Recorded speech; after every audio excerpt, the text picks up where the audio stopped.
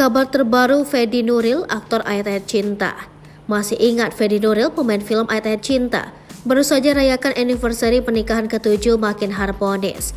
Fedi Nuril mengawali karirnya dari dunia model. Selain menjadi model di catwalk, Fedi juga sering tampil sebagai cover majalah atau bintang iklan.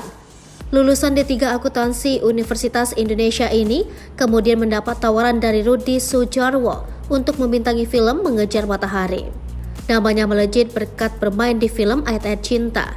Lama tak terdengar lagi, lantas bagaimana kabar terbaru Fedi Nuril sekarang?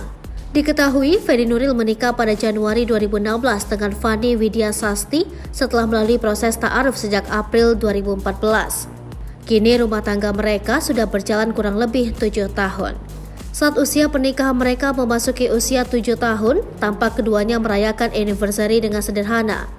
Melalui unggahan di Instagram, aktor berusia 40 tahun ini mengunggah momen manis dengan sang istri, Kalista Fanny Widiasasti.